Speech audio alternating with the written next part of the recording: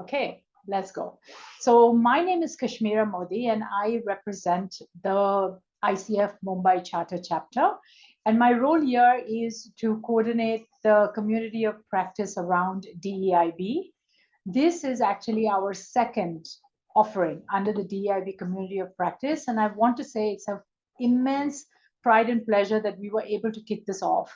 What you might know is that we also have what we call the DIB consult, which means that we meet every quarter to actually talk about and collectively come to a conclusion of what kind of offerings we need to make for under the community of practice to be more inclusive and to continue to innovate.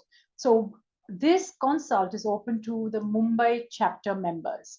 So if you are a chapter member, you're considering becoming a chapter member, you are welcome to join. Our next consult is on the 21st of June.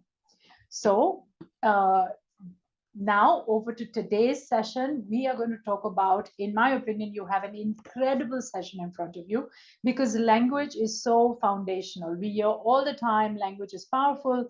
And as coaches, we know this to be true, not only for the impact we make to our client, but in our own lives. So it is a great pleasure for me to introduce this session and the two facilitators. So the first facilitator, Nutan Navghare, is hi Nutan, is a ACC coach, and you can find her on LinkedIn as Nutan Navghare. We will put the LinkedIn profile of both the facilitators in the chat once this session is underway, and please connect with them directly. But what I want to point out and what really had my heart is we had a consult, and Nutan came in and fiercely defended the democratization of opportunity. She said, you know, when you're an ACC coach and you become a member of a chapter, it seems like it's a bit intimidating to be there because opportunities seem to flow to coaches who are more senior. And I think other people were so touched. And this invitation to co-facilitate this session immediately came from there. She's put her hand up. She's coming in and she's offering this. She's starting the session today. And so it gives me really, I feel love and pride. Thank you, Nutan, for being fierce and holding that space, right? Because you open Thank you, Kashmira. Thank you. doors for many. And my second facilitator of the evening, our second facilitator of the evening is Sarah. And Sarah straddles two cultures, Belgian and Indian. Sarah and I met at a live chapter event a few months ago, and she touches my heart. Well, first of all, she speaks Hindi at a very dangerous level. So you don't want to be around her and be making any comment that you don't want to be, proud of. But more importantly, what touched my heart is how much sensitivity in every communication she makes, written or oral, she brings to her language, her use of words, and how that brings warmth, politeness, inclusion. So she really role models this. And I'm really, really excited to see how she's going to share in Gen Z terms all the hacks and tips for you to maybe learn and emulate. So with that, over to you, ladies. Have a fantastic session, and congratulations to all of you for showing up today. Thank you. Thank you, Kashmira, for the wonderful introduction. I liked what you said, touched your heart. And of course, Sarah will throw some light whether touching your heart is, what does it mean in the sense of inclusive language? So I would love to hear from you, Sarah, once, you take over there. But Kashmira, that was a wonderful way of introducing. I indeed learned one bit from you as to what is a different way to introduce someone. Thank you for that. Thank you for giving us this opportunity. A very warm welcome to everybody over here who has shown up. What is our responsibility today between me and Sarah is to take you through, what we are going to take you through essentially is we are introducing a research, as to Kashmira said that the Gen Zs and the millennials, what is their need by way of inclusion? What really attracts them, what really engages them is something which we are going to explain by way of survey. At the same time, we are also going to, showcase what are some of the important things, which matter to them by way of inclusion. And I'm going to share a slide deck, which is very simple, okay, with not too much of words, but sufficient enough for me to share my point. So I'm going to talk about that and then hand over to Sarah, who's going to help us understand how to really use inclusive language in our day-to-day communication. So that's our agenda for today. And I'm going to seek help from Nandini to really help me through the presentation. So Nandini, if you could really show us the PPT. Thank you. Yes. So the first thing that we begin today, everybody, is with a small Zoom poll. And this poll essentially is to gather insights as to where are we by way of our inclusion journey. So Nandini, could you please help us launching the poll? And the questions also I'll show in a bit. Next slide. Sure, Nutan. Questions are very simple for us to know, where are we on our inclusion journey? Whether you have a friend or acquaintance who is from the LGBTQ community, the responses are very simple. Yes, no is something which you need to respond. How aware am I for gender pronouns? Do I use them on my LinkedIn profile? And do I have team members? Or it could even mean friend and acquaintance in and around me who are from diverse age, gender, economic status group. Yeah. So Nandini, could you please launch the poll? And I would request each one of you to please take. We'll take 1 or 2 minutes for each one of you to really to take the poll, because just 4 questions and very simple. And then we'll look at what comes up as a poll result. Yes, so the first question of having a friend and acquaintance, we have kind of 50-50 response from this audience, being aware of gender pronouns. Wow, a larger population is aware of gender pronouns. That's very heartening to see. I use gender pronouns, that yet is something where, of course, the session is going to help you to seek insights around that as well. But yes, having said that, we all have team members or people around us by way of diverse age, gender, economic status. Yeah. So the more the yeses, the higher our inclusion quotient is. Having said that, awareness is the first step to really get there. At this point of time, I would want you to really reflect upon where you are by way of your inclusion journey, and sincerely request you all to pick up some insights from here so that, we are able to learn and grow there. Yeah. Nandini, next slide, please. So as I said, we are going to take you through a survey results, which is unleashing the power of inclusion in today's evolving landscape. What essentially does the survey result gives us is how does today's talent weaves inclusion by way of attraction, retention, and engagement. These insights are taken from a research of Deloitte University, the Leadership Center of Excellence, along with Billie Jean King Leadership Initiative. The survey was ran on 1,300 full-time employees are the one who participated in the survey across different levels, across different nationalities, across different generations, which is the millennials, Gen X, baby boomers, and across different age, religion, etc. So this is what the scope for the survey was. Let's understand, what was the first thing which this survey wanted to get insights around. Next slide. So the first thing which the survey wanted to understand is, the number of organizations who believe that whether a fostering sense of belonging in the workforce, is it required, not required, and how many % of organizations feel the need, and of those percentages of organization, what is the percentage of organization who are really process and initiative ready as far as inclusion is concerned. So before I go to the results, may I request you to please write down in the chat box, what are your thoughts around it? What do you think is the % of organizations who would have believed that fostering a sense of belongingness in the workplace is important? Having said that, how many of them were initiative or process? Any responses?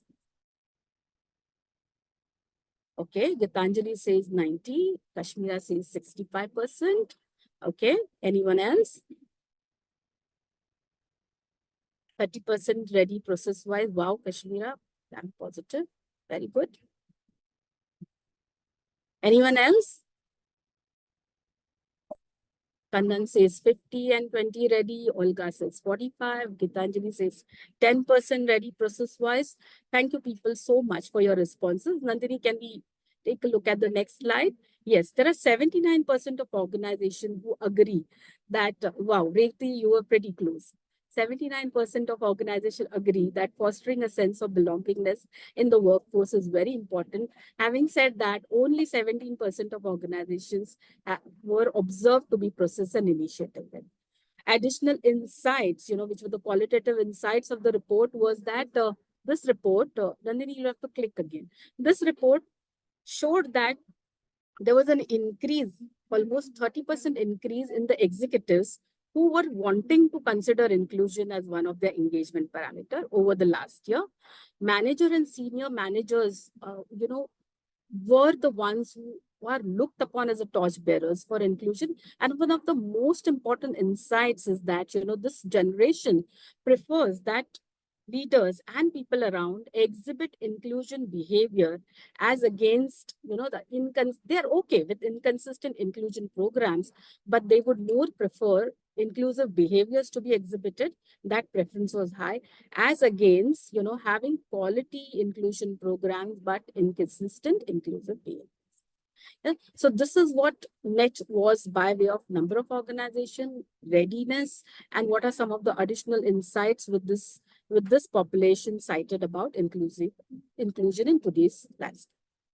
Next slide, Nandini. The next slide was about, what are certain factors which are responsible for attracting talent.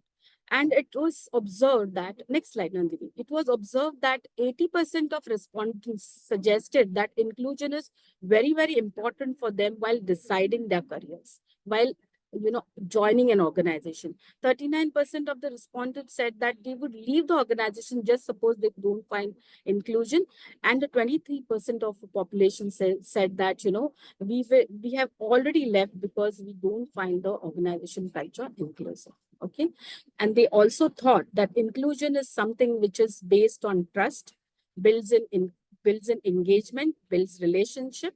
And most importantly, leaders who used inclusive language were seen in a very different light. So the perception of such leaders was in a very different light. And why I'm emphasizing on the last point is that essentially you wanted to see the connect between the survey and why why inclusive language is required, not just at the leadership level, but at all levels and in all sets of our life, not just our professional life, but in the personal space as well. Yeah, Nandini, next slide.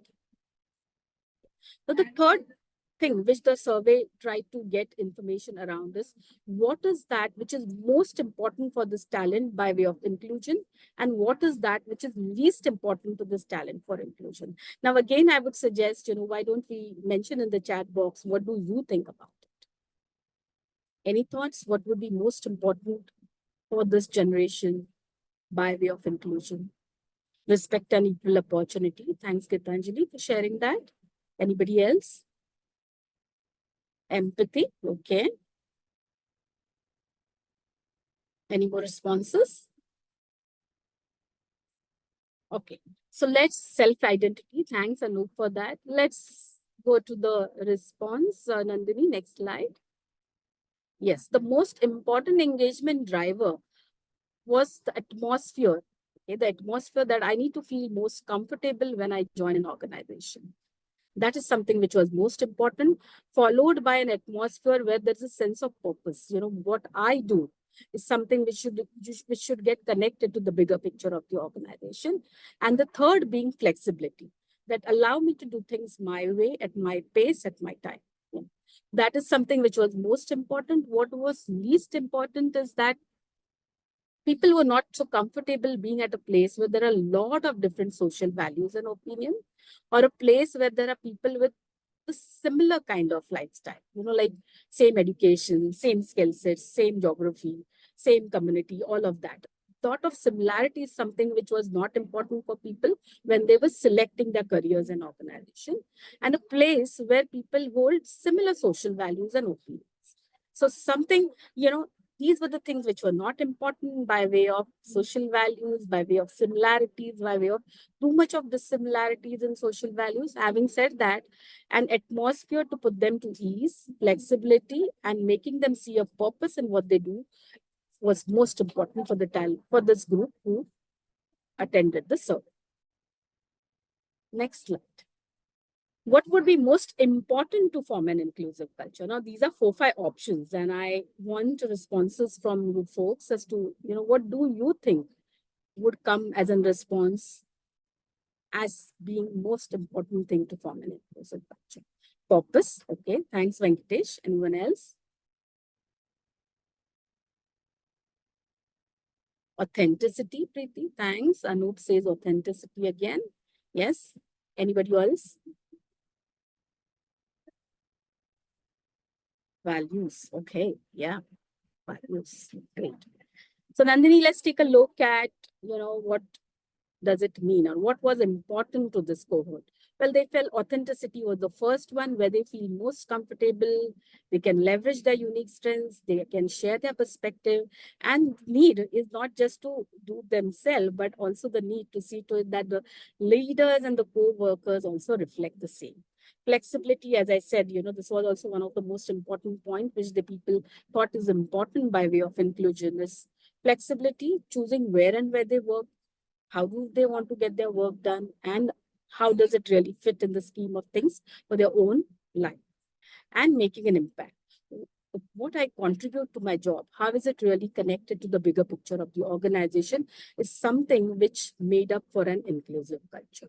Additionally, and then you'll have to click again.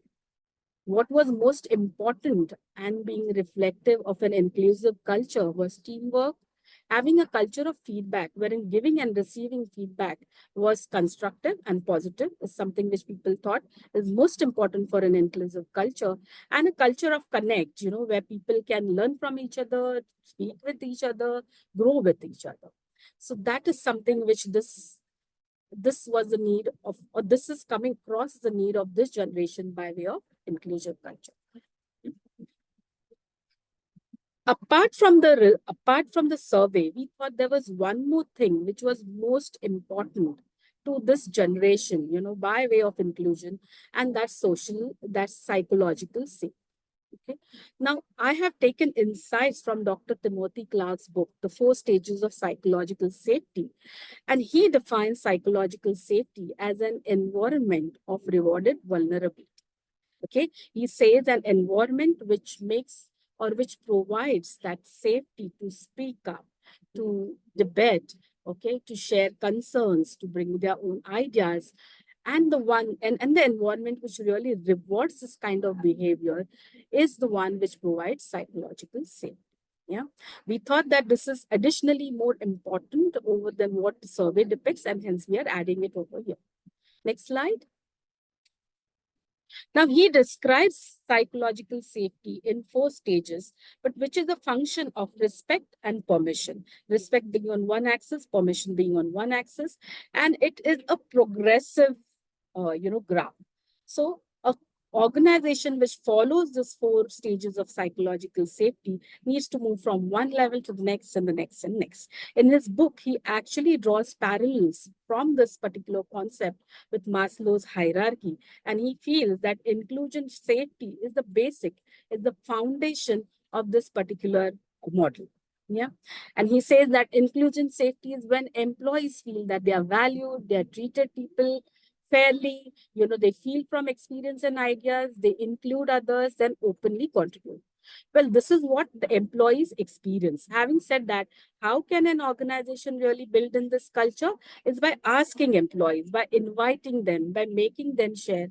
And many a times, many a times employees also need to take the opportunity to introduce themselves, to raise their hand and volunteer and say that, yes, I need to do this, and talk about their experiences, their exposure in the earlier, the current job.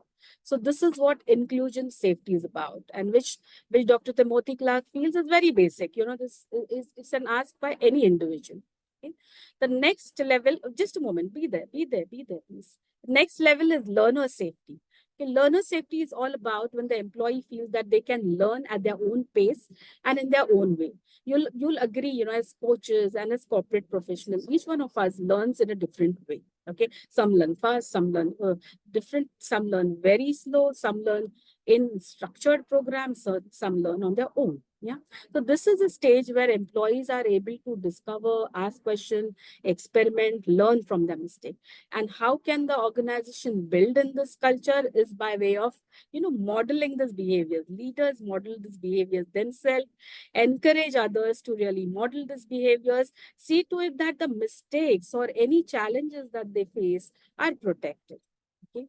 From this level, the culture moves to contributor safety, where employees feel that, yes, now that I feel included, now that I feel I have learned, now let me see how can I really contribute to the organization. And remember, in the survey also, impact was very, very important.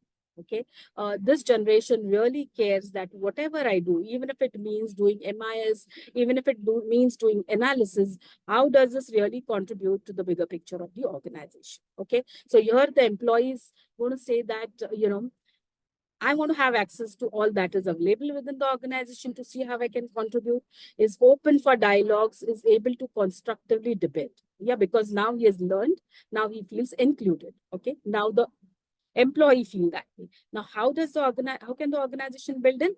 The organization simply has to put a structure as to why. Why are we building in this culture? Why is this person doing what he's doing, which is at the motivation level? What is he doing is what is the incumbent expected by way of responsibilities is something about, you are responsible to that, you're responsible to that. And how is about giving the respective authority, responsibility, and making them responsible for what they do, holding them responsible for what they do. The last level is the challenger safety, wherein, now the employees feel that I am included, I have learned, I am ready to contribute. Now I am also willing to see to it that I challenge the status quo. Okay. And that is where the employees will speak up, express ideas, identify challenges, and really come up with problem statements that they have. Now, here is the test of the organization, because you need to have faith in your people, you need to trust them, you need to support them if there are any mistakes that happen, and you need to really put to test to make things better. So what is happening now? I'm coming back to this figure again, where there is respect on the y-axis and permission on the x. If you see, inclusion safety, learner safety, both, all of these are a progressive chart. On one side, there is paternalism. On the other side, there's exploitation. What does this mean by organization? It means in an organization where this respect is high and permission is low, okay, is a culture where people will say, hey, I respect you immensely. Okay. It's like a pilot training another co-pilot and saying that, you know what, you can be in my cockpit, but you know what, you can only see things. Don't do anything. Okay. For everything, you will need my permission. So that is a culture where it is about paternalism, wherein the respect is high, but no permission to do much. Okay. On the other side, where the permission is high and the respect is low, is where exploitation happens. Okay. It's a culture of exploitation, which would mean, hey, I really respect what you add to the table. I really respect what is offered by way of offering over here, but I don't really care from where you're coming. What are your challenges? What do you aspire to do? Why are you even doing this? Yeah, that is a culture of exploitation. Now, it's for each organization to decide how do they want to traverse the journey. Okay, of going from inclusion to challenger, being with paternalism. Paternalism has its own benefits. Having said that, the leaders are going to be more micromanagers as against, being autonomous and giving liberty to people to do things. The second one, the reverse one, is exploitation. Just think and reflect, what what if we normalize exploitation as a culture? Okay, is something which I would want to leave you all with a thought with, as organization professionals and as coaches. There was one last slide, Nandini, which, yeah. So this is what the framework of Dr. Timothy Clark talks about. I've also picked up small case studies from Amy and Bonson book of The organizations, the slide after this, wherein she says about small case studies, what happens. So she shares one story. There are three stories which I have shared. It's about one nurse, okay, who is working with an early born babies who are like, 27 weeks. And she realizes, just the first story, please. She realizes that there is a baby who is 27 weeks, okay, and who is termed as high risk because this gestation means 27 weeks, the baby is born, there are difficulties in breathing, there are lung issues. Okay, the lungs are quite weak. She realizes that this baby needs a certain medicine called surfactant, which is not prescribed by the treating doctor. Okay, at one moment she feels that let me go and tell the doctor that maybe this is something which you should have prescribed and shouldn't. While she's going to take that initiative, a thought comes to her mind that no, I think this is the doctor who had publicly berated another nurse when she had questioned her. So while she has the intention, to save a further danger to this baby, she stops herself from sharing despite knowing the risk attached. Okay, so this was one case study. Another case study, if we feel that, maybe at a lower level, people feel shy to talk about, this is another case study wherein a newly hired CFO, he joins an organization, which is an electronics company, a large company, which is in the process of acquiring another organization. Okay, while the entire environment is new to him, he is aware of all that is having, he's privy to the discussions of planned acquisition, and he feels that something is not correct and this acquisition might not work. And this is what actually happens because he doesn't share anything at that point of time. Okay, and while the acquisition doesn't goes in the right direction for the organization, what the organization does as a postmortem is ask the leaders, what do you think we could have done or what went wrong here? Okay, that's when the CFO shared that, I found that everybody around me was so enthusiastic that I really felt scared of sharing that maybe this is not something which is right. And I really felt afraid that I might be the skunk at the picnic. So this happens at senior levels too. At an organization level, there's one example which I've picked up is that of Nokia. And Nandini, you'll have to click again. Yeah. So we saw Nokia's decline in the market share from 2005 to 2013. Of course, Nokia had to do a lot around innovation, expertise, teamwork, and ingenuity. Having said that, ME has cited reasons which are related to psychological safety and which if Nokia could have tapped in much earlier would have benefited. So she has mentioned that, the atmosphere around that time during this tenure was very fearful. People used to feel scared to even share anything. There was a set of middle managers who identified, from their so-called research around that Google and Apple have come up with solutions. Just a moment, be there. Have come up with see to it that there are a lot of things that are happening in the touch screen space. They even shared that information to the middle managers. Having said that, the middle managers were so scared to give that information to their higher ups because they thought that the higher leadership had reached a point where, they were more focused on the implementation over giving direction to the employees. And also people who came up with suggestions or wanting to voice their opinion, which wouldn't be in sync of leadership, were labeled as losers.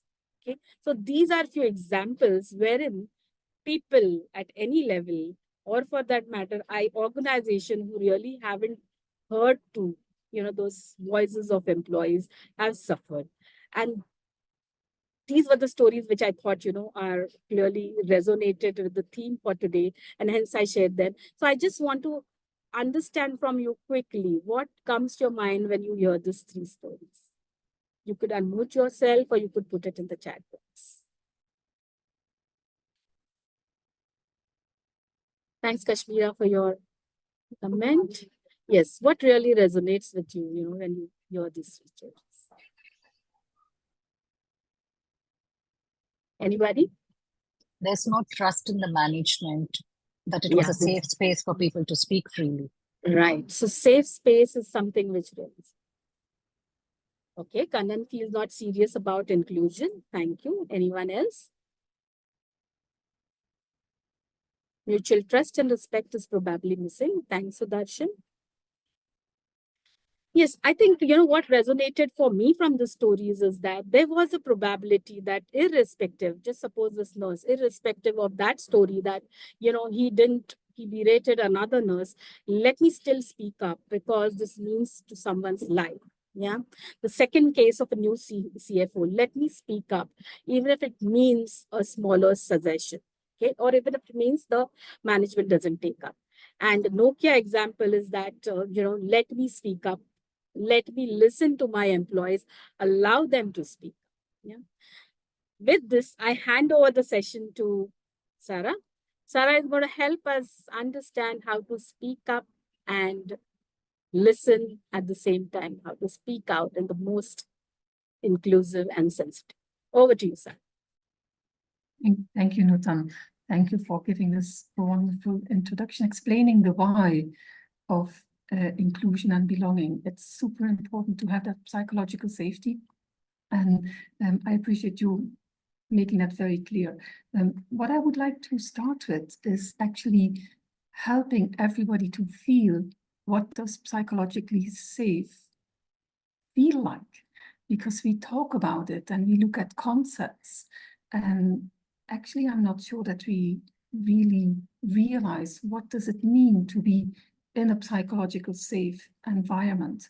So what we are going to do to start is to anybody who is in a comfortable situation to come on camera, please come on camera. And Nandini, if you can unpin both me and Nutan, I would appreciate that as well. We are all one in this session, and anybody who's comfortable to come on camera, please come. I would appreciate that very much. I'm just waiting for both of us to get unpinned. Yeah, and I see people are coming up. Yes, thank you so much. Now I see many people there, and I appreciate.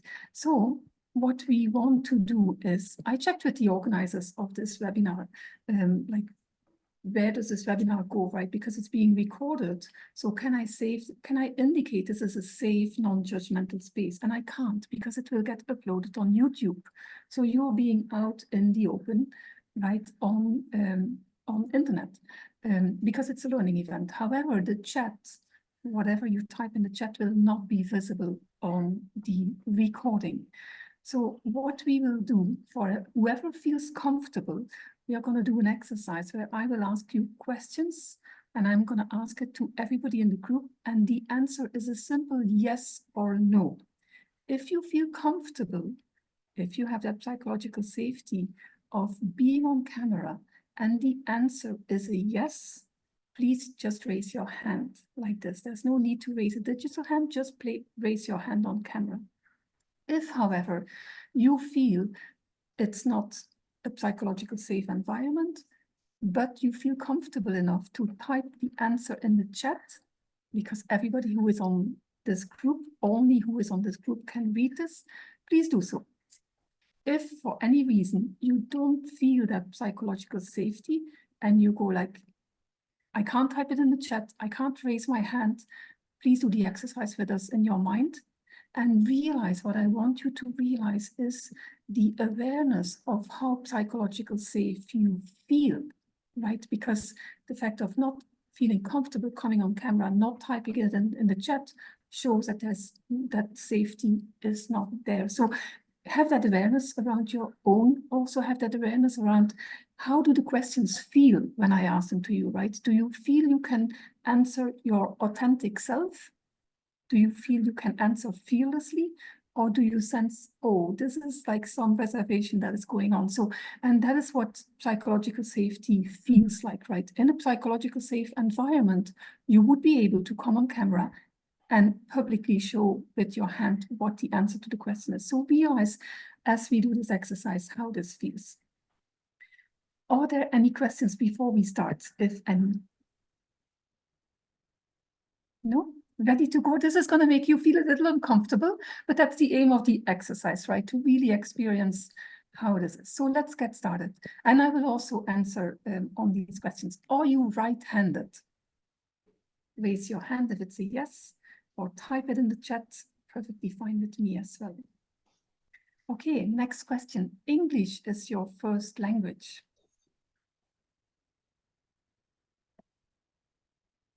Okay. Next question. Did you ever face any situation where you feel not being included?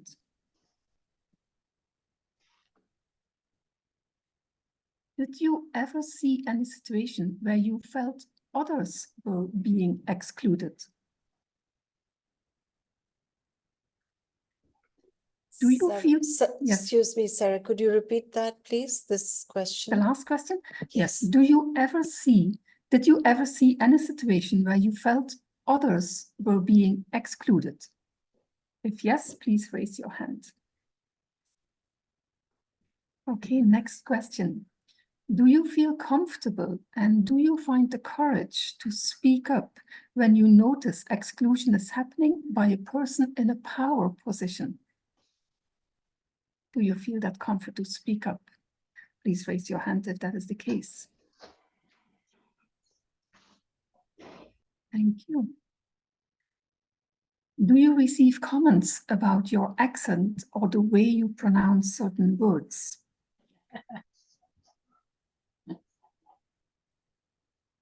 Next question. Do you rely on public transport?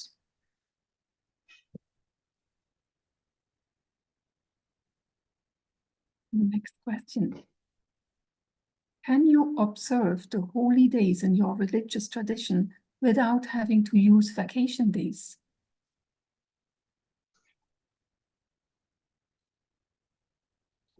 Next question. Do you feel welcome and valued on group projects?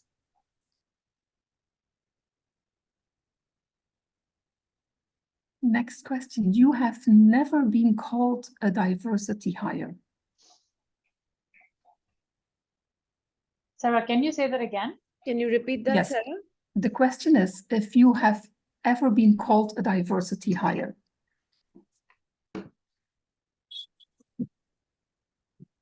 Okay. Next question. Have you ever been late to work or miss work because of a child's illness or family emergency?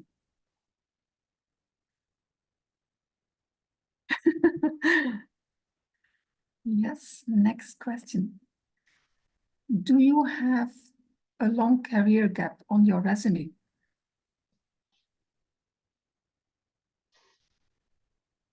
Next question. You don't remember the last time someone was condescending or overly pedantic when they explain the topic to you. So the question is, you don't remember the last time somebody was condescending or overly pedantic when explaining a topic to you. Next question. You feel safe leaving work late at night and going home after evening events.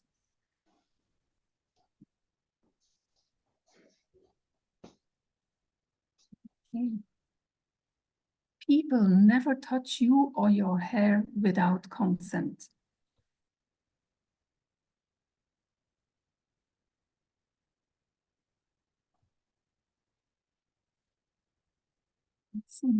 You don't receive unwanted sexual advances at work or privately.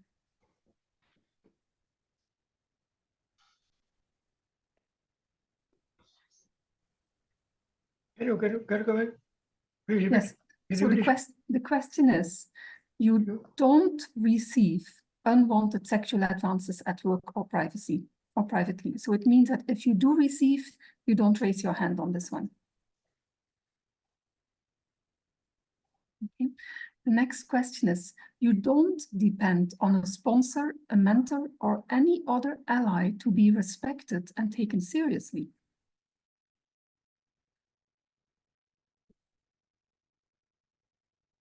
Can you repeat the question, please? Yes, of course. You don't depend on a sponsor, a mentor, or any other ally to be respected and taken seriously. Meaning I don't have to depend, I can take care of myself. That's what it means? It means exactly I that. don't understand the question. Yeah. Awesome. Thank you so much for all these answers. How did that feel? Please type in the chat. What was the general feeling of this?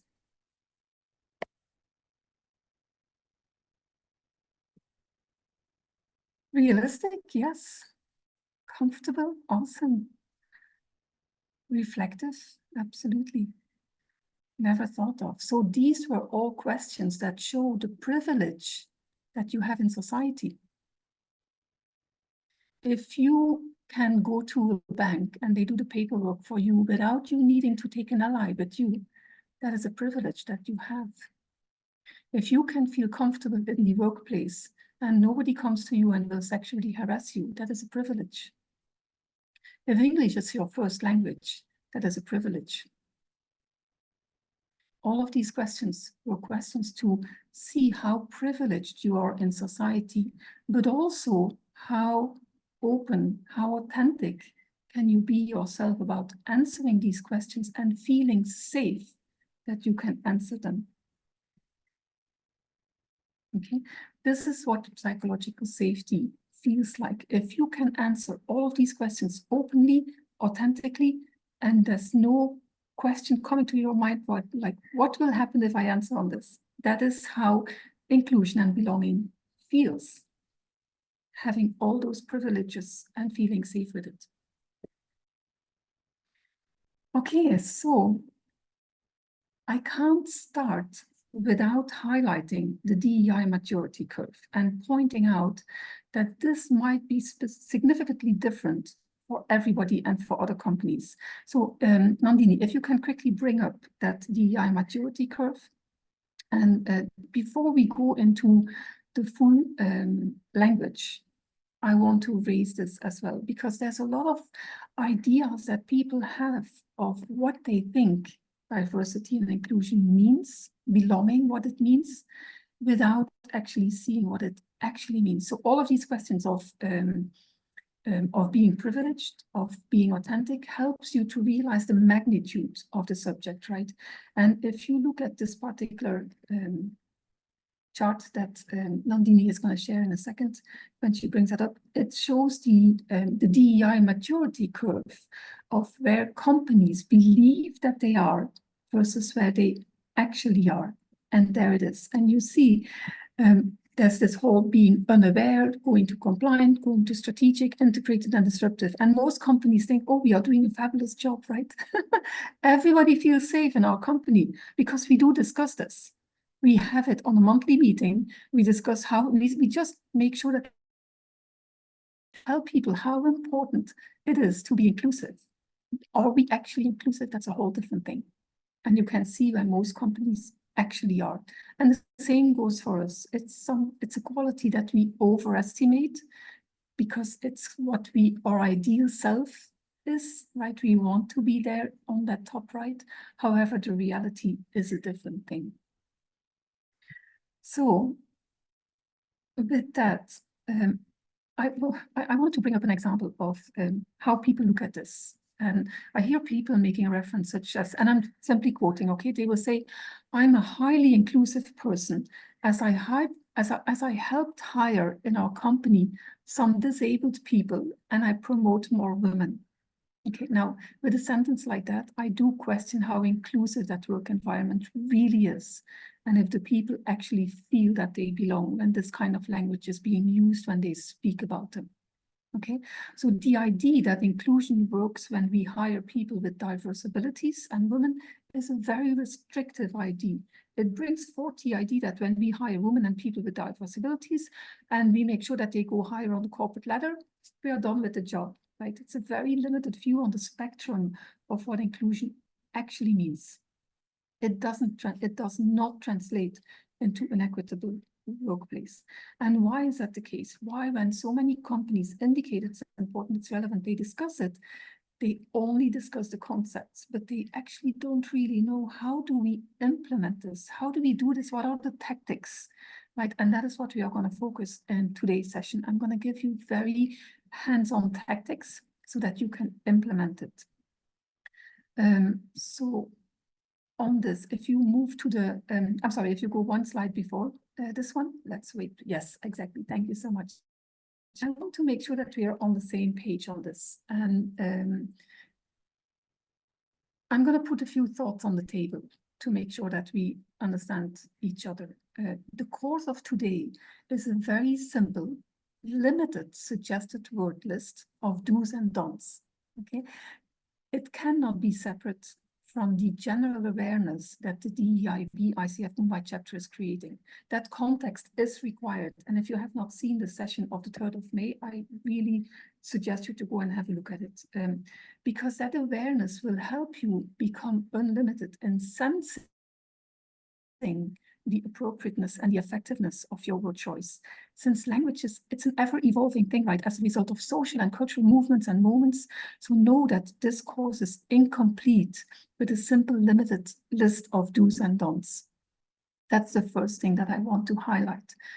It's very limited. It will give you tactics, but as language evolves, this is only a do's and don't list. Second is, as coaches, we are used to focus on using language that creates a partnership and gives space to inviting thoughts and perspectives, right? We make sure that we don't have any assumptions. In coaching language, we will avoid the word choice of helping, right? We will avoid to say things like, let's do this or let's discuss this, right? We make sure that we use open-ended questions. In this very short webinar, the focus is on the word choice that increases the DEIB, that makes people feel seen and respected. Okay, you can use the language that I'm going to give to you to make sure that your contracts, your website, your interactions with your clients are fully aligned with the current state of what inclusive language means. Right. I also invite you to go broader than simply conceptualizing this, right? Go and experience. And in the last session on the 3rd of May, the Wheel of Trust of Garden, Schwartz and Rob was brought up. And it's very easy, right? You look at the Wheel of Trust and you look at different groups where you are not present, and just go out of your comfort zone and try to connect with some others. I also want to put on the table here to be open. Some of the thoughts and terminology might challenge you, it might surprise you, or it might come across as like, this is so totally exaggerated, this is uptight, right? It might come across like that to you because of the worldview and the awareness that you currently have. It might be thought-provoking, and it might wake you up to the world that we actually currently live in. If you notice these reactions within yourself, I invite you to keep an open mind and question yourself. What does your response tell you about yourself and the own worldview glasses that you might be wearing? You might think, oh, you know, we need to get some of the basics right first before we go to this advanced level of language usage. My answer to you is that you don't need to install telephone wires to get connected. You can immediately switch to mobile phones as well. Okay. Another point I want to bring up is disclaimers for myself. And the reason why I bring these disclaimers up is that I would like to indicate that no one is perfect at this. We are all learning. We all do our best when we keep an open mind. We listen to each other and we learn together. Inclusive language starts with you. So I have a disclaimer on stereotyping. I regret and I apologize in advance in case I use any stereotypes. This learning might include the use of othering. It might refer to in-groups and out-groups. By no means they have the intent to harm or to exclude. I also have a disclaimer on biases, because obviously we all have biases, and some views that I will bring are skewed due to my own cultural interpretation as the normative underpinnings of my own thinking. There's no right or wrong. And again, there's no intent to identify a specific culture or group as superior. And the third disclaimer that I have is regarding inclusive language. Any gaps in being inclusive, diverse, equitable, and with belonging are not intentional, right? As coaches, we also want to highlight the different meanings that words have. To keep inclusive language training positive and successful, be sensitive to the fact that words can have different meanings to different people. Okay. And the last thing that I want to indicate is de-adapt and evolve. I already indicated, right? It's a continuous learning that goes on. Language is an ever evolving as a result of social and cultural movements. So this is a very simple, limited, suggested do's and don'ts list. The aim, as I said, is to help people feel seen and respected. with that, let's go into the practical use of this, and let's go to the Mentimeter. If you can please scan the QR code, and you will come to this very first page to welcome you to our inclusive language quiz. Can you just type in the chat if you're in, say yes or something? Sarah, there is one request from Meera that I see, to be louder. yeah, I'll try to bring the mic a little closer. Thank you. yeah. And Deepak, you have a question. Can we have the question maybe in the chat box and respond to it as we come to Yes. later? Sure, Should sure. that be No fine? problem. Will do. Thank Thank you. you. Yeah, it might get answered in what is coming next. So as soon as you're in the Mentimeter, please type yes in the chat so that I know you're kind of ready for this.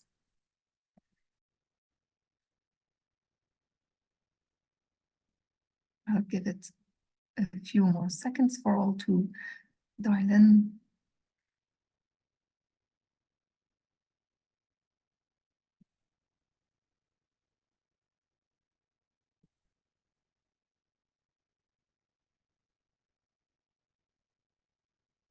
Yes, I see most of people are there. Let's start this Mentimeter. And Nandini, can you share the screen on this as well?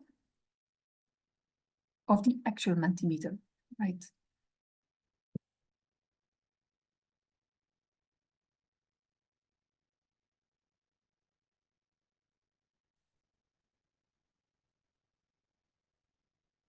Beautiful. Thank you so much. The way this Mentimeter goes is I'm going to give you a statement where I will request you, let's stop saying this and let's start saying, and then I leave it blank. And it is a word cloud. So whatever comes to your mind that you think is better use of usage, you please type that. And I believe you can type in multiple answers. Okay, so let's start with the very first question that I have for you.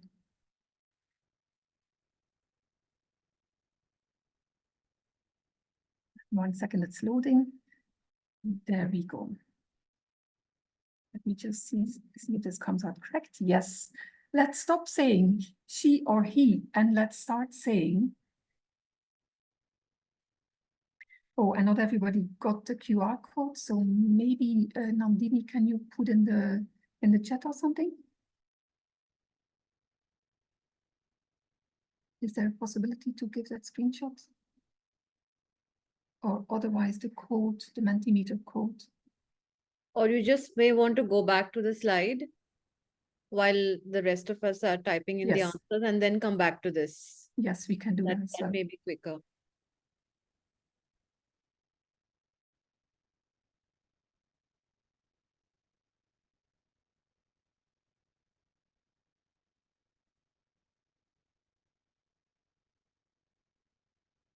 Yes, there it is on screen. Let me know if you got it, Mia, and then here if you got in. Okay, awesome. Mia Patel, did you get in as well?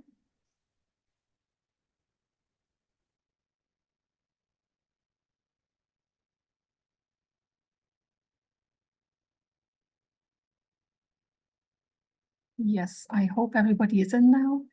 And this is critical for you to be on this Mentimeter so that you can really benefit to the fullest of this session. Let's switch the screen, Nandini, and see what are the answers that came out.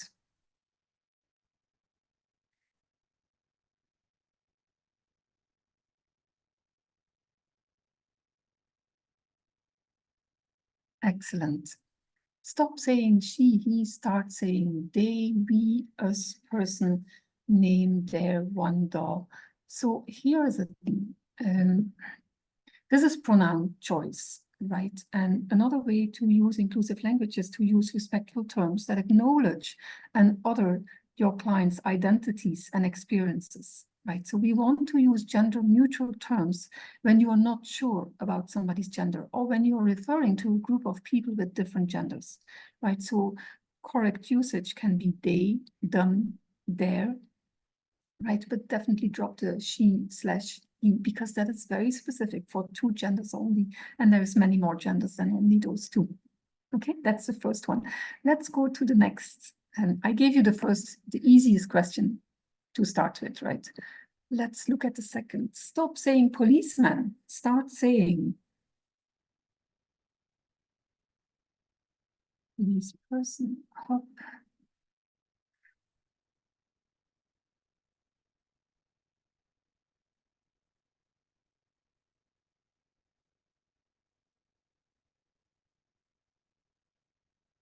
Yes, multiple possibilities come in while people keep on typing. This has to do with language, with gender bias. There are many terms that are gendered. Some are obvious, others are not so much. And it's important to recognize these gender biased words and to make sure that we use gender-free language so that we don't only account for binary gender constructs, but also ensure all identities are being considered. Right, so what we could use in this case is exactly police officer, and this goes for other of these gender language, of these gender words as well. Let's quickly move to this one. Yeah, and the next one has to do with an emoticon. We all use emoticons so easily, and it is so risky. So I thought, let me just bring it up as well. What is the meaning of this emoticon? Is it bowing down to express sincere apology? Is it doing push-ups? Is it lying down for a massage? Is it all of the others or none of the others? What do you think?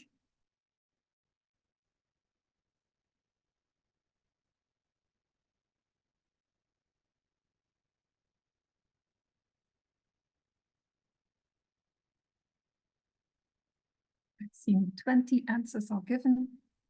We're waiting for the others to also give their views.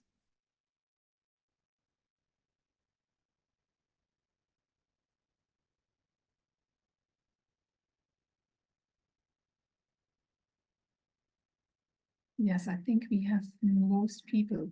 It's a very risky, busy business to use emoticons, like I said, because the meaning of this emoticon is actually all of these. It means and bowing down, and doing push-ups, and lying down for a massage, dependent on the specific culture that you're in. So next time you want to send this, be very careful and realize that it might be interpreted in different ways.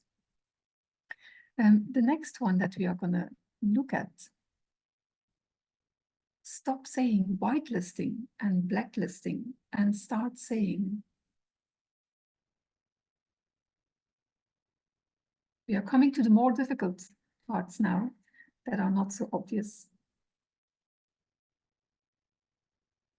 So whitelisting is being used in the IT space, right?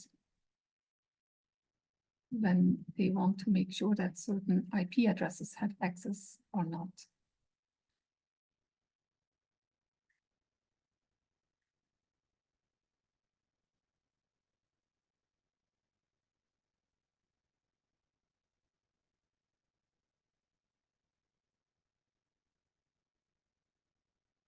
Accept or reject, permitting, block, accessible, banned listing. Some very creative words are coming up. Power listing, banned list, accepted and rejected. It's going in the right direction, safe and unsafe. So here's the thing, right? What is happening in this case is we are color coding right and wrong. We are color coding good and bad, right? When we say things like whitelisting, whitewashing money, we are basically indicating that it's a good thing.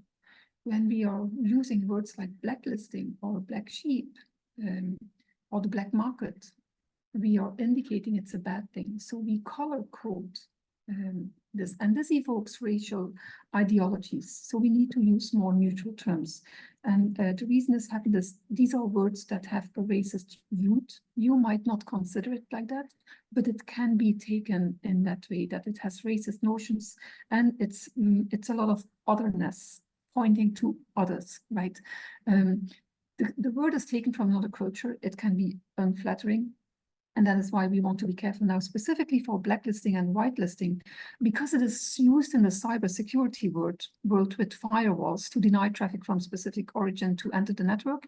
It identifies a list of banned or excluded things, right? So we want to be very careful and use a word like blocklisting. It's non-offensive, it's more descriptive, and this promotes a more inclusive dialogue. However, the challenge a little bit with this is that Google search engines are so used to use words like whitelisting and blacklisting that some companies, what they do on their website, they have put a disclaimer to indicate that we are aware that these words are non-inclusive. However, due to these search engines, we see no other choice than still use them, but we would prefer to use terms like blocklisting or banned listing or permit allow list, right? Obviously, there's also the abbreviations that needs to be taken care of. So it's kind of an interesting topic from that perspective. The next one that I have for you is, again, stop saying a fair point and start saying, and that should be an easy one given what we just discussed.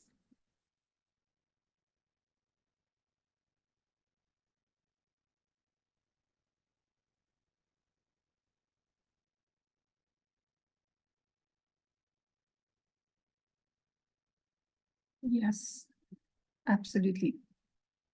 And I wonder how many people go in their mind like, oh my gosh, I never realized that it's better not to use a fair point. We use it so commonly in our language. It is, again, it is color coding and it's indicating, it's giving a connotation that this is a good thing, right? So we want to use a valid point, a reasonable point. Absolutely, those are the kind of languages that we want to use. The next one that I have for you. What is the meaning of this emoticon? Does it mean okay in scuba diving? Is it the same as showing somebody the middle finger? Is it a 9 in sign language? Does it mean wealth and money? Is it a 0 or word nothing? Is it all of these or is it none of these?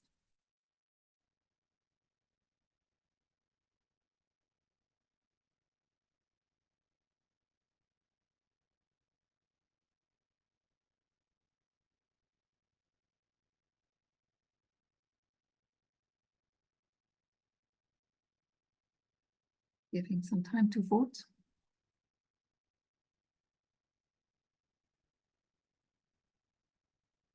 Yes, so very interesting. Most people that indicate that it's none of the above. And interestingly, it's all of the above. It means the okay hand sign in the scuba diving, right? It also means wealth and money in Japan because it has the circular shape of the coin, right? In order to avoid the awkwardness in talking about money. In Tunisia, it can be indicated as the sign of 0. It's worth nothing, right? And in sign language, it's the 9. And in Brazil, this might be an insult. Let's look at the next one that I have for you. Stop saying childish and start saying what? And interesting, why would this be a challenge? Why can't we say childish? So let's give some alternatives for childish.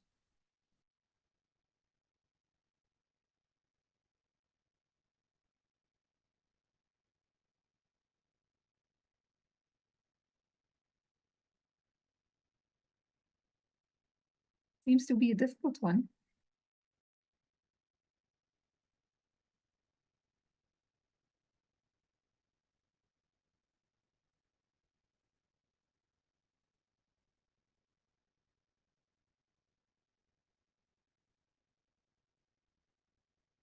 So here is the thing with childish, right? Adjectives such as childish, they describe certain negative behaviors to being young. And this has the word choice of age. We want to be very careful when we use age, specifically in the workplace, right, where there can be discrimination around age. So what we can do instead of saying childish is just name the negative behavior for what it is. It might be selfish, it might be careless, it might be naive, but take out the reference to an age, as that age does not necessarily say anything about a person's ability, experience, or understanding of the world. And ageism is a widespread problem in companies, which is visible both in the hiring process and in the everyday workplace interactions. So we want to support language that does not put stereotypes or put certain age groups in boxes. And that is why we want to avoid this. Awesome, lots of alternatives. Stop saying husband, wife, start saying, what can we say instead?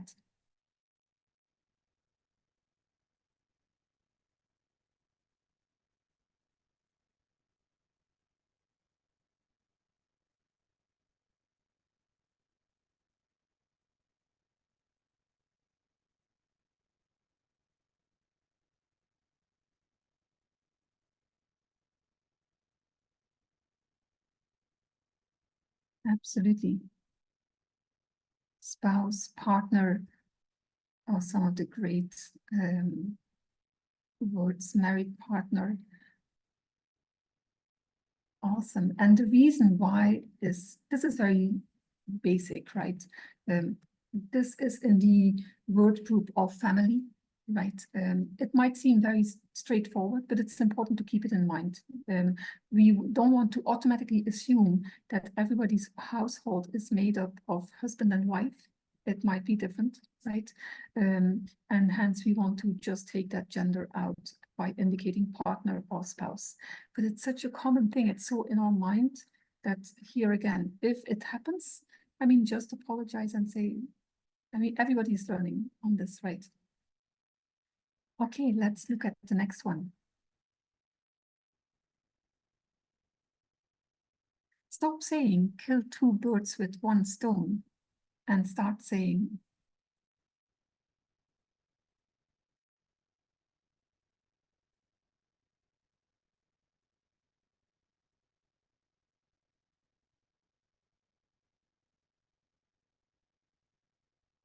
maximize, optimize, smart.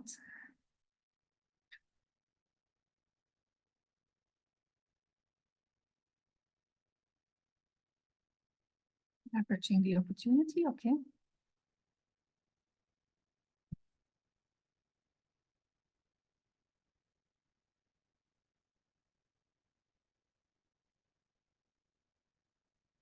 And this is in the word group of violent language. We want to make sure not to use violent language or aggressive language because you don't know what the other person went through in life and how they might take that. It gives a certain reputation when you use violent language in your word choice, right? This is frequently used language to mean success, right? It's something like hitting targets or killing it, right? He's totally killing it.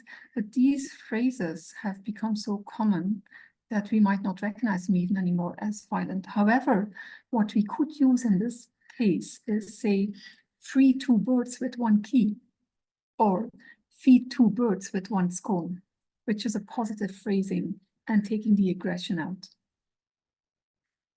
Okay, let's move to the next one.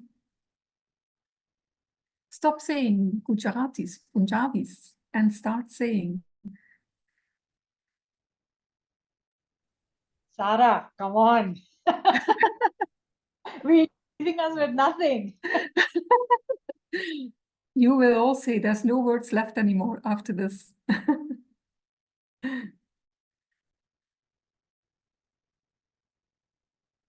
Bharatiya, Indian. This is a tough one, right?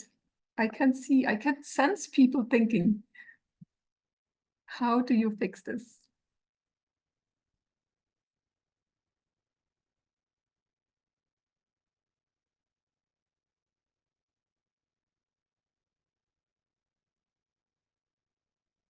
So, and this has to do with othering, right? This has to do with stereotyping. We don't want to stereotype. So what do we do then, right? Instead of othering, it can be Gujaratis, it can be Punjabis, it can be the Germans, it can be the Africans, right? But using that othering, making a clear distinction between us versus them is not the right way to do. And it's no inclusion, whatever.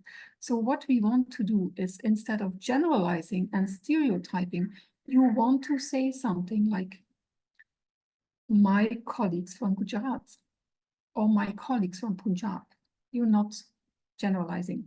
Or you could say something like, when thinking from a Gujarati perspective, or when thinking from a Gujarat perspective, when thinking from a German perspective. That's a more appropriate language way of using it, which includes others and is not us versus them. Let's move to the next one. Because Bharatiya is not a solution, right? Bharatiya gives the same problem. Same with Indian, same. It's all stereotyping. Stop saying mothering and start saying.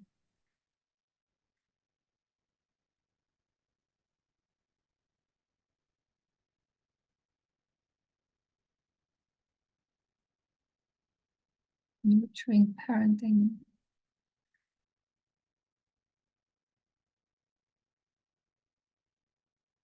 Yes, and this is a pretty easy one, right? This has to do with gender biases. It's not automatic that the mom does it, right? It can be another person, it can be the dad, it can be anybody who who does that nurturing or caring for kids. So we want to take out that gender bias. The next one that I have for you, and again, you will say, like, please leave us some languages, please leave us some words. I'm giving you alternatives every time, okay? It's a matter of becoming very much aware of it and just taking this word out as much as you can. Stop saying masterclass and start saying.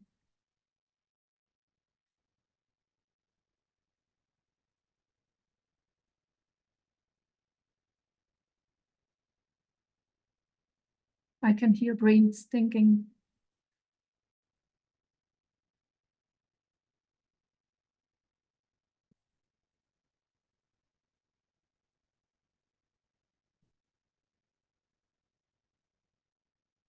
Advanced program, expert class. It's tough. Yes, this is tough, right? The thing is, we don't realize we use these words every day and they're racist. There's a racist connotation on this word, a master versus a slave. It comes from colonial times. So whenever you use that, you're unknowingly making a reference to that. So you want to remove that from your websites, from your contracts as much as you can. And even though I know it's widespread and not everybody thinks about that colonial reference, realize that some people might take offense at it, and hence you're not including them. Okay, let's look at the next one, and I believe we're almost there. Stop saying young at heart and start saying. Sarah G, just a quick check. We are 10 minutes out. Yes. Okay. I'm coming to the last ones. Okay, wonderful.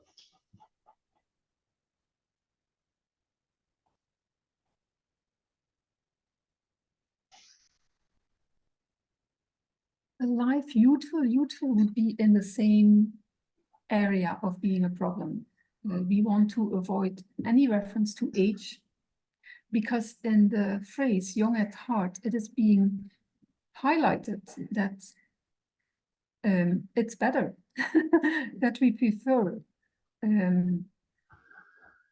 people being young at heart. So it suggests that youth is being preferred. So we could say something like active, energetic, adventurous, instead of being young at heart. Okay, let's go to the next one. Stop saying bullet points and start saying, and we already covered this slightly.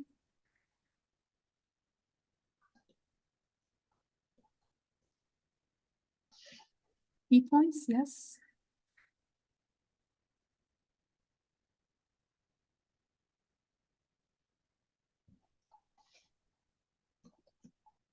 important topics, highlights, yes. Yes, all of these are relevant. Again, this is in the area of violent and aggressive language. When you think about it, right, it's a bullet. So you want to be a little careful of that. Key points is a great alternative. And I'm going to move on because the next one is going to be interesting, and I'm sure you will all think very hard on this one. Stop saying a visually challenged person and start saying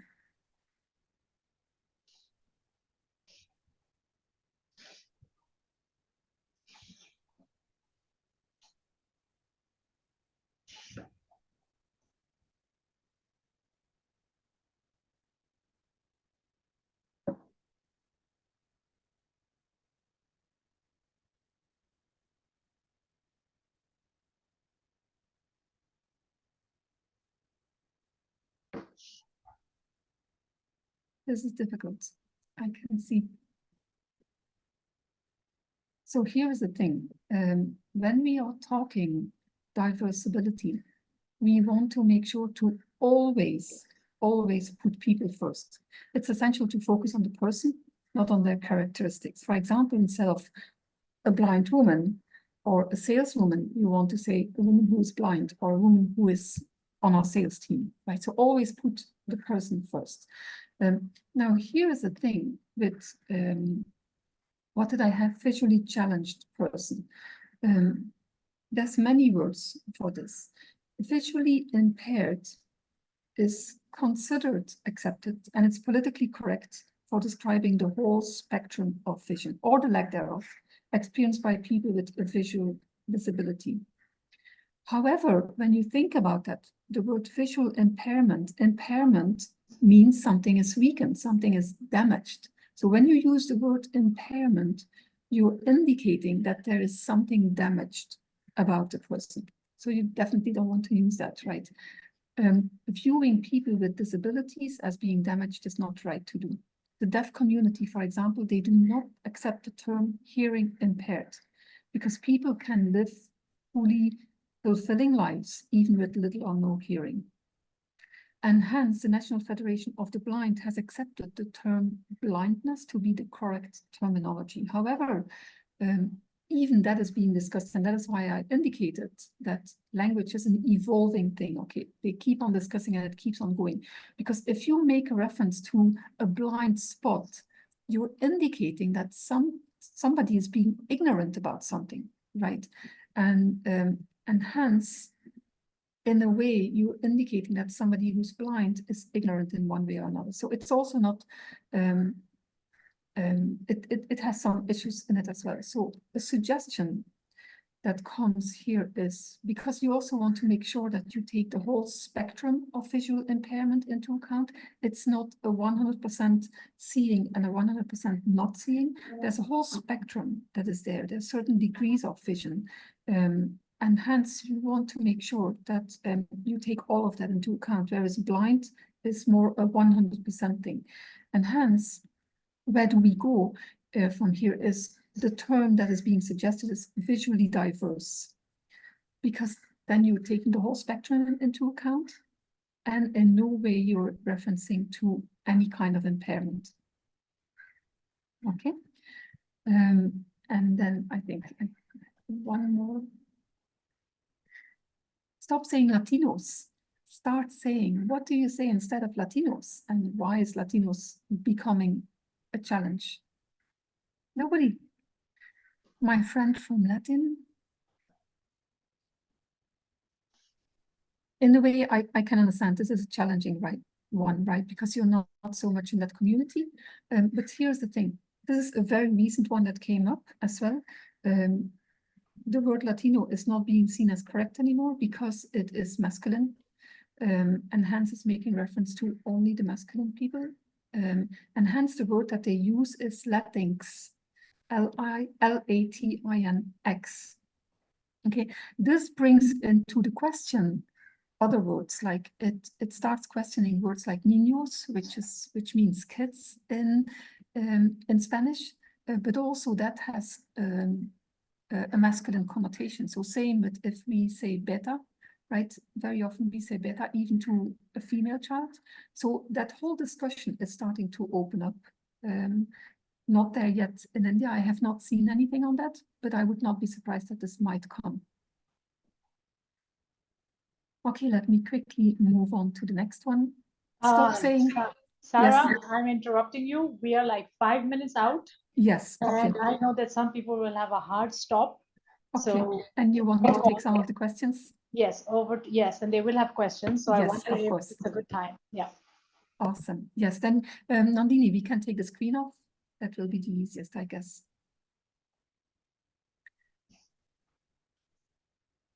I'm all ready to listen to questions. How do you want to do this? I think we just anyone who has a question, please just unmute yourself and ask. And I know some people will need to go in about 4 minutes. So we are doing the practical stuff in the chat. So those who need to go ahead and do it. Those of you who have a few minutes, want to ask questions, go ahead. Our presenters will be here for maybe 5 or 7 minutes past the hour. But to respect those who need to go at 7:30, the CCU claim links are in. The feedback form will come up at about 7:35 if you're still here. And we wanted to do a group photo, so I don't know if we can still do that, Nandini. If not, that's also okay. Yeah. So over to you guys. Questions for Sarah and Nutan.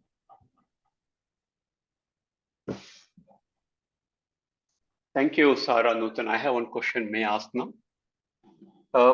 Sarah, you mentioned that visually diverse as an acceptable term. How about hearing diverse? Is that also an acceptable term then? Absolutely. As long as you're referring to a spectrum and indicating having no negative connotations in the words, it's perfectly fine. Yeah. And thanks for clarifying that. That is unfair. It's not a right term. So what are the alternatives? What do you think could be an alternative?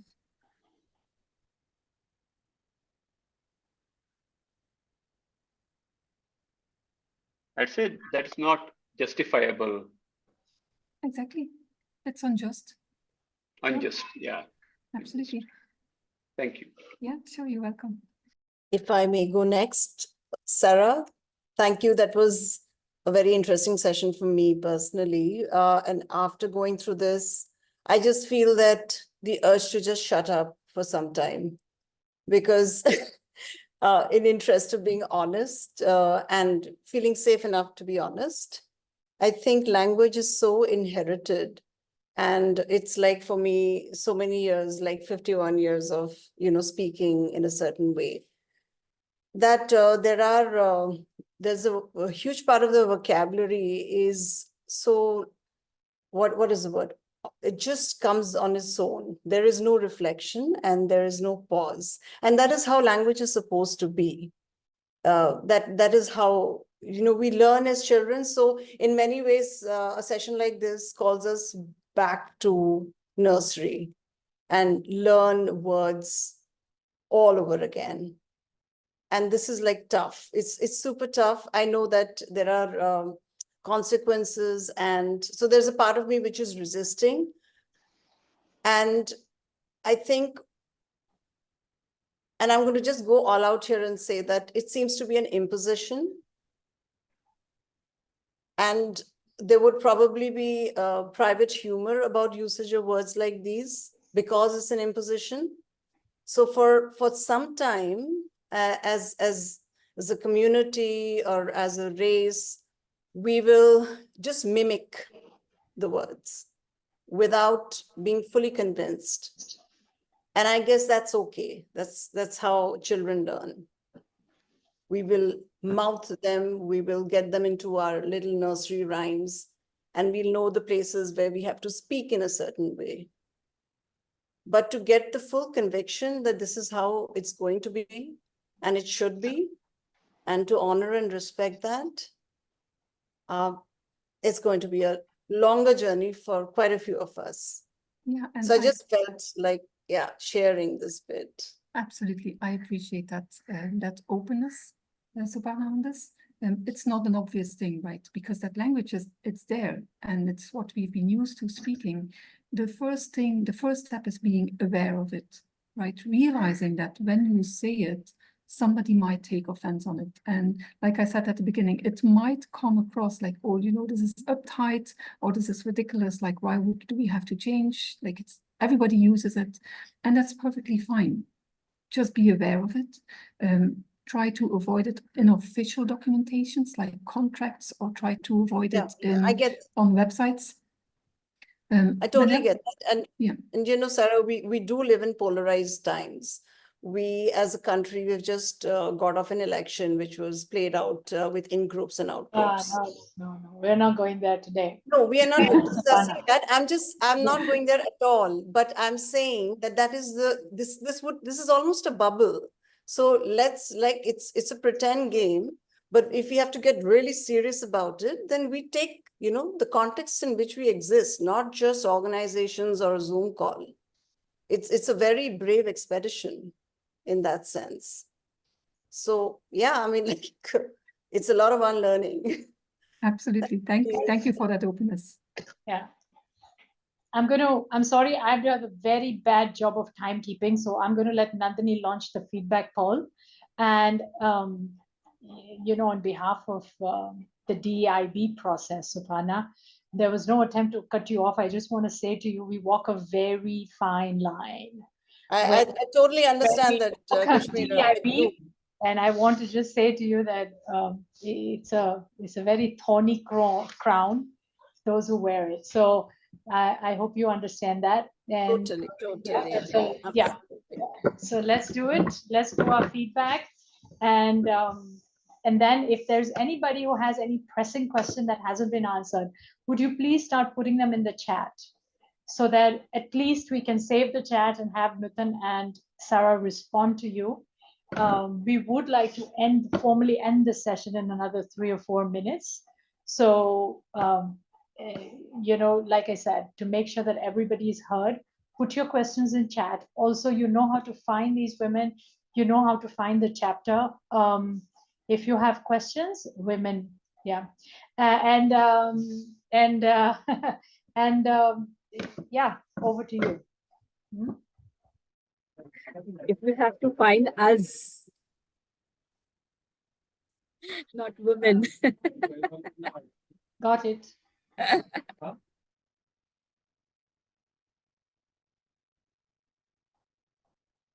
Thank you, everybody, for the wonderful response and the feedback that you have been given us in the chat box.